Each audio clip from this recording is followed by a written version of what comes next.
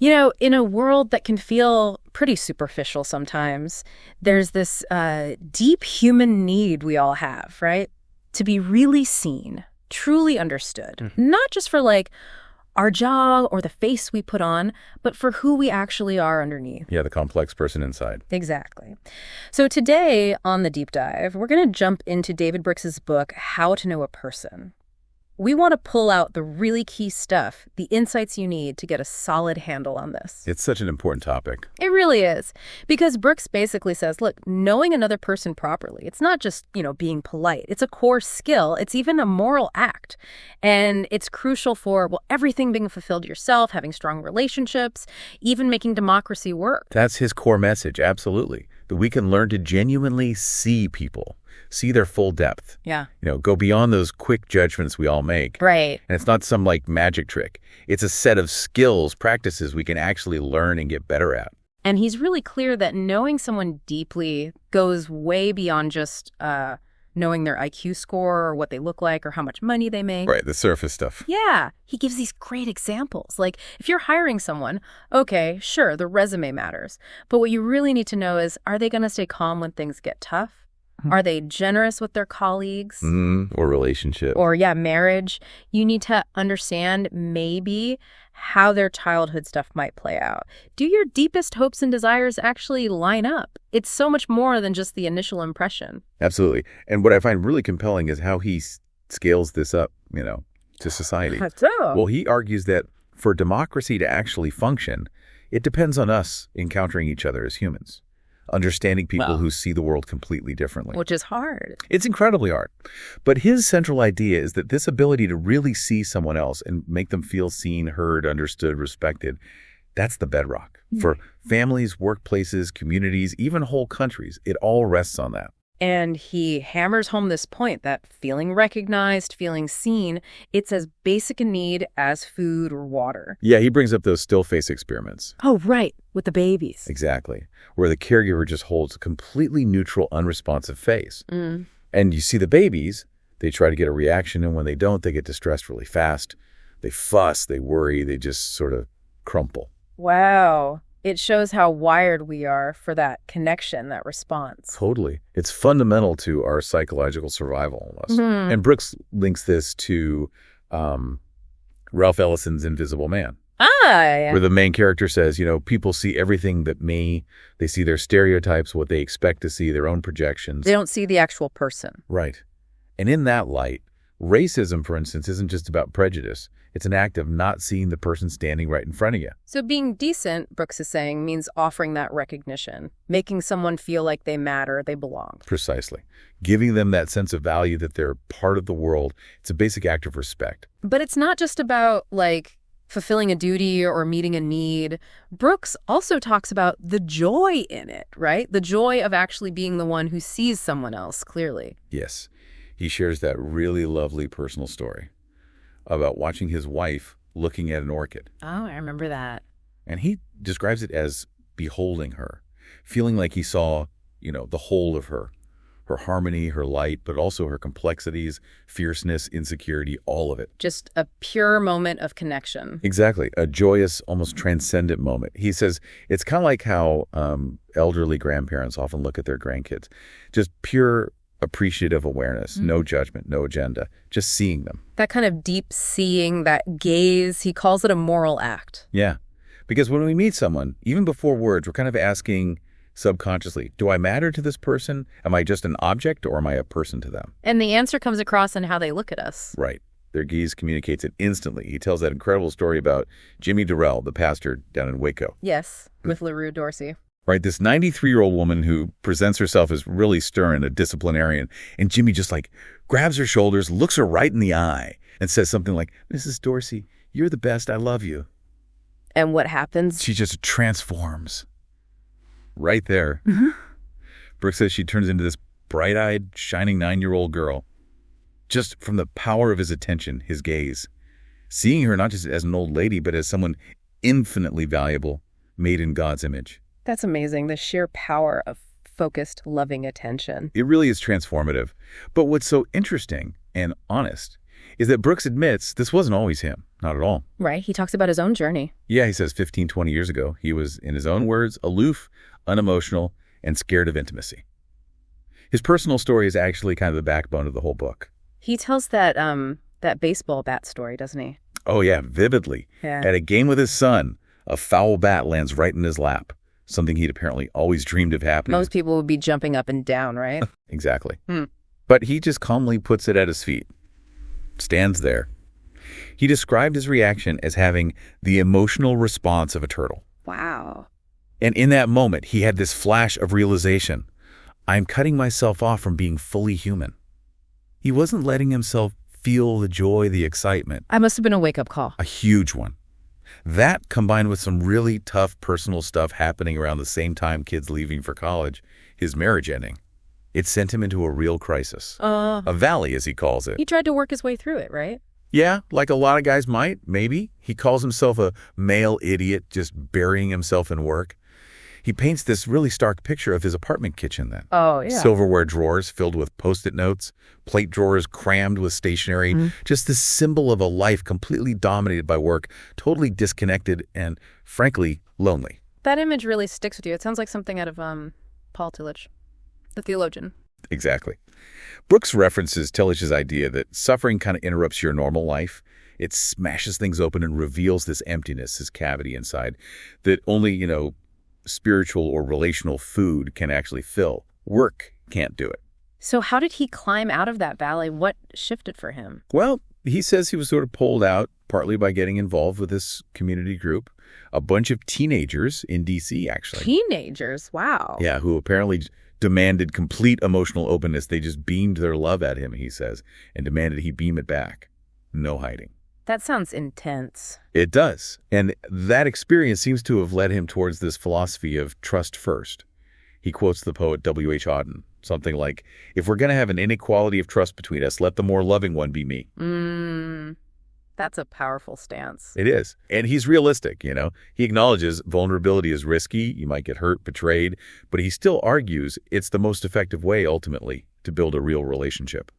You have to lead with trust. It really underscores that point that people can change profoundly, even later in life. I remember reading Oprah Winfrey said she'd rarely seen someone transform as much as he did. Yeah, and Brooks himself brings up the Grant study, that long-term Harvard study following men's lives. Oh, right. There's this one guy, Andrew Newman, who started out described as a prig, even cruel as a father. But in his 40s and 50s, he completely transformed into this warm, connected, humanitarian figure. So much so that reading transcripts from his younger self, he literally didn't recognize the person. Wow. So change is definitely possible. Which brings us to this key idea Brooks has about illuminators versus diminishers. Yes, this is central. So diminishers, they're the ones who stereotype you, ignore you, maybe hear one thing about you, like who you voted for, and instantly stack all these assumptions on you. You must be X, Y, and Z. They're not curious. Not at all. Often driven by their own ego, maybe their own anxiety. They just want to put you in a box quickly. Okay, so the opposite then, the illuminators. They're the goal. They're curious. They ask questions. They make you feel respected, understood, sort of lit up by their attention. They see your complexity. So every time we talk to someone, we have this choice. Diminish or illuminate. Exactly. And Brooks argues that choice is fundamental. Yeah. And the way you illuminate someone, the main tool, is through conversation. Real conversation. Yeah. Not just guessing what's going on in their head. And a huge part of that is listening, right? But like active, curious listening. Precisely. He talked about loud listening. Loud listening. What's that? It means being really reactive, encouraging, showing you're engaged. He points to Oprah, again, how she reacts with her eyes, her expressions, maybe creates a quiet space if someone shares something sad. Or another example, Andy Crouch, whose listening is described as being like a Pentecostal church, all yes and I agree affirmations. So it's about showing you're really with them. Yeah, with your whole self. And another key part, which is hard for many of us. Uh-oh. Not fearing the pause. Silence. Yes. Difficult. Right. Most conversations, we're so busy thinking about what we're going to say next, we don't truly hear the end of what the other person is saying. Brooks mentions the Japanese cultural norm. Apparently, they sometimes pause for like 8 seconds in conversation. 8 seconds. That would feel like an eternity in most Western contexts. Wouldn't it? But the idea is let them finish. Actually think about what they said. then respond. It requires real discipline, allowing that space. Okay, so listen actively. Allow pauses. What else? Questions, I assume. Absolutely crucial. He makes this interesting observation that only about 30% of people are naturally good question askers. Really? Only 30%? Yeah. So the quality of a conversation often depends heavily on the quality of the questions asked. He tells this funny, kind of painful story of overhearing a guy on a first date just talking endlessly about himself, bloviating. Brooks calls it totally oblivious to his date, who was clearly bored out of her mind. Oh dear, we've probably all witnessed that, or maybe even been that guy occasionally. It's easy to just talk about yourself. It is. So Brooks urges us to move past the shallow stuff. What do you do? Where are you from? Find starters, maybe, but you need to go deeper. Like asking how questions. Yes, instead of what do you believe? Pray, how did you come to believe this? That invites a story, not just a position. That's a great shift. Or asking simple, personal, trust-building questions. Where'd you get your name? Tell me about where you grew up. Things that open a door just a little. I liked his idea of unimportant questions, too. Oh yeah, those are fun. What's your favorite unimportant thing about you? He found out some eminent theologian secretly loved trashy TV. He admits he likes early Taylor Swift. Makes people human, relatable. It lowers the stakes, makes it easier to connect. And then there are the really big questions. Right, the 30,000-foot questions for when you want to go deeper. Things like, if the next 5 years of your life are a chapter in your book, what's the chapter about? Ooh, that's a good one. Or, what crossroads are you at right now? What gift are you currently holding in exile? Meaning, what talent or part of yourself isn't being used right now? These really invite reflection. They really make you think. Okay, so ask better questions. What else? He mentions avoiding the topper, right? Yes, that's such a common mistake. Someone shares a problem, say, with their teenage son, and you immediately jump in with, oh yeah, my Tommy does that too, let me tell you. You make it about you. Right, you top their story with yours. Exactly. Instead, Brooks says, acknowledge their experience, maybe briefly relate it. That sounds really tough. I remember feeling something similar but then immediately turn it back to them with a question. Are you finding it hard to communicate with him, or what have you tried? So connect, but then pivot back. Keep the spotlight on them. Precisely. It's about validating their experience, not hijacking the conversation. And this leads into another set of crucial skills, handling hard conversations. Yeah, stuff nobody really teaches you. Right, like breaking up. He argues for honesty, explaining the misalignment, the different desires, rather than just ghosting someone or making up excuses. Ghosting, he points out, can leave deep scars of distrust. That makes sense. What about forgiveness? He says it can't be cheap. It's not just saying, I forgive you.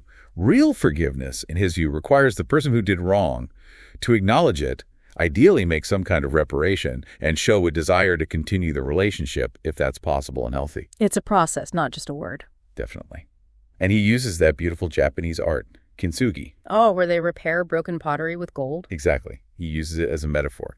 Relationships that break but are then intentionally repaired can actually become stronger, more beautiful, the scars highlighted in gold. I love that image. What about dealing with people who are suffering? Grief, illness?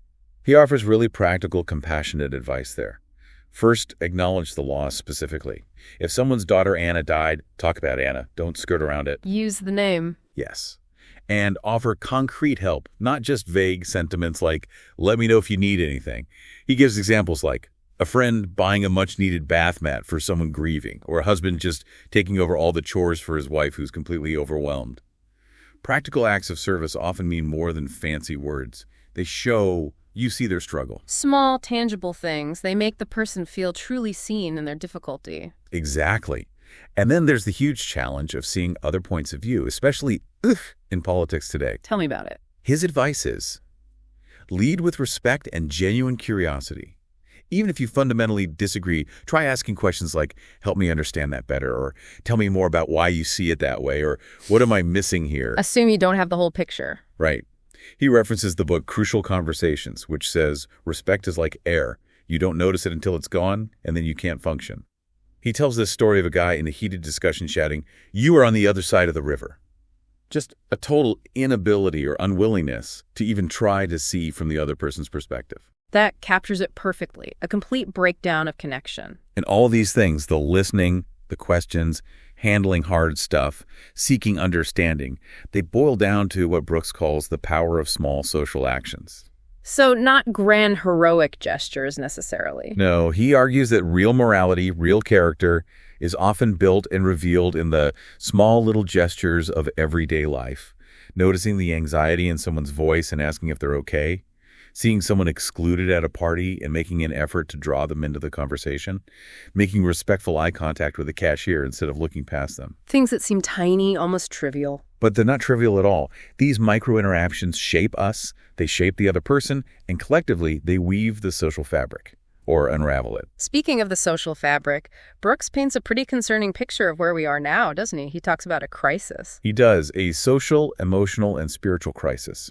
He cites some alarming statistics, rising rates of suicide and depression, which we hear a lot about, but also things like 54% of people saying no one knows them well. Half the population feels unknown. Wow. Yeah. And the number of Americans reporting they have no close personal friends apparently quadrupled between 2000 and roughly now. And the number without a romantic partner is up significantly too, like 36%. It's a picture of increasing isolation. That's bleak. What does he see as the causes? It's complex, of course. He points to several factors. Social media is a big one. How does that fit in? He argues it creates an environment of judgment everywhere and understanding nowhere. It encourages us to present this performative, often shallow version of ourselves, and it makes genuine vulnerability feel dangerous. Plus, it constantly distracts us from real presence, real connection. Scrolling as if seeing. Pretty much. Yeah. He also mentions things like the declining community involvement, civic life, growing economic inequality plays a role, creating distance and stress. But he adds another layer too, right? A moral layer. Yes, this is crucial for him. He talks about a decline in teaching and valuing basic social skills, basic consideration for others. He uses the example of ghosting becoming so common, especially among younger people, as a way to end relationships. Yeah, just disappearing on someone. Right. And he asks, if you've been ghosted 4 times, how can you possibly trust people?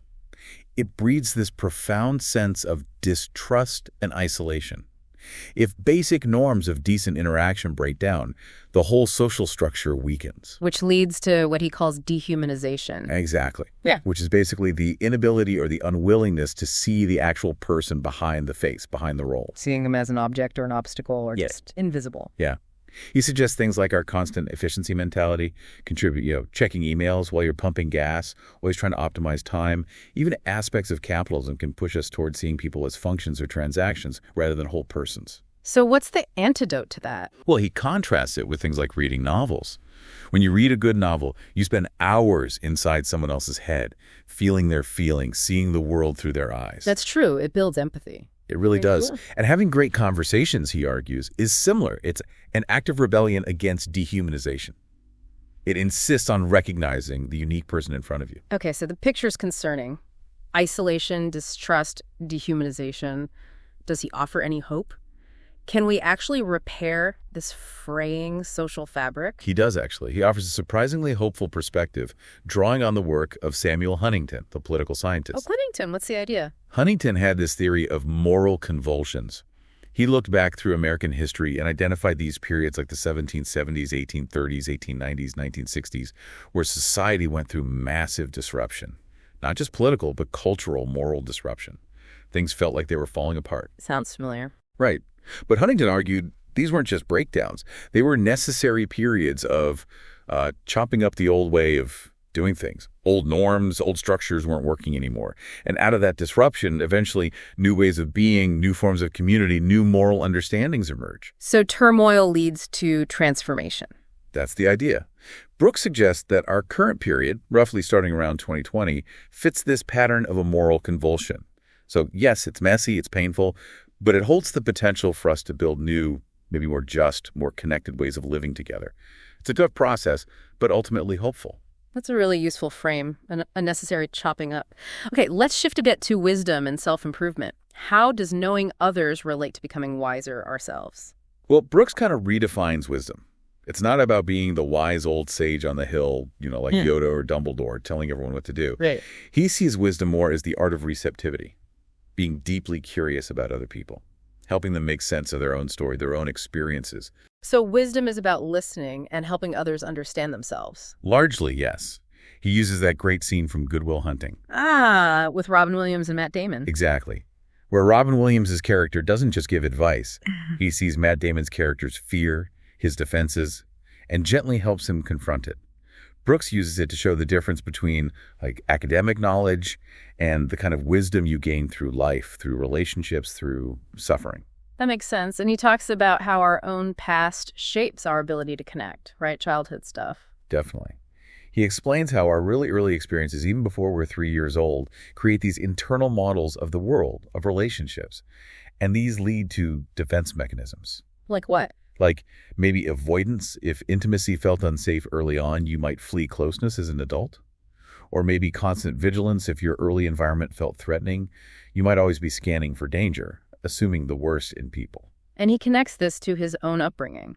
Yeah, he describes his family dynamic as think Yiddish, act British, meaning lots of love underneath, but expressed very reservedly, stoically, lots of emotional control. And he's very open about how he had to consciously work to overcome that reserve as an adult to build deeper connections. This isn't automatic for him. Not at all. He also talks about parenthood as being a potential catalyst for change here, an emotional revolution, he calls it. How so? Well, having kids can kind of force you into emotional openness, whether you like it or not.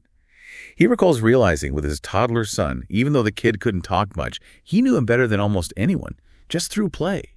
Through, playing basketball, trash-talking playfully, seeing how he handled frustration, it bypassed the usual adult defenses. You connect on a different level. Exactly. And he shared that funny mental trick he developed. When deciding whether to take a work trip, he'd imagine someone punching his kid in the arm. Yeah. And if his gut reaction was intense anger at the thought, it helped him prioritize staying home. Sounds odd, but it was his way of tapping into that powerful, other-centered protective instinct that parenthood brings out, forcing him to think beyond himself. That's creative. But even after all this work writing the book, he's still honest about his own struggles, isn't he? Oh, totally. He doesn't present himself as having arrived. He admits he still struggles with ego, with sometimes bloviating, talking too much, especially in social settings after maybe a glass of wine. He still feels that ingrained emotional reserve sometimes. It's an ongoing process then. Absolutely. He sets himself this very practical goal. Learn to pause the conversation when someone shares something significant. Like he mentions a time a young woman told him she was going off to find herself. His instinct might have been to just nod and move on, maybe out of social anxiety or that old aloofness. Right. But his goal now is to stop, take a breath, and ask a real follow-up question. Go deeper. Show genuine curiosity in that vulnerable moment. It's a constant practice, even for him. So, okay, as we kind of bring this deep dive on how to know a person to a close, the big takeaway seems to be that really seeing someone, knowing them, it's this incredibly rich, ongoing journey. Yeah, complex, continuous, but also deeply rewarding. And Brooks frames it fundamentally as a moral act, something that changes us, changes the other person, and ultimately can change society. It's not just about having better chats at parties. Not at all. He's really inviting us into a whole different way of being with each other, cultivating this humanistic mindset, honoring the dignity, the worth, the incident complexity of every single person we meet. Moving beyond just transactions. Exactly. From surface exchanges to, maybe something more like deep, soulful encounters, even in brief interactions. And the hopeful part is this isn't some secret knowledge for gurus. You, listening right now, you can choose to be an illuminator. Absolutely. You can start today. Practice that curious listening we talked about. Ask those deeper questions that invite stories, not just facts. Look beneath the surface. Everyone's got hidden struggles, hidden strengths. Remember that, quote, be kind, for everyone you meet is fighting a hard battle. And try embracing vulnerability. Maybe leading with trust, like Auden suggested. Cultivate that moral daze, the look that says, I see you as a person of infinite value.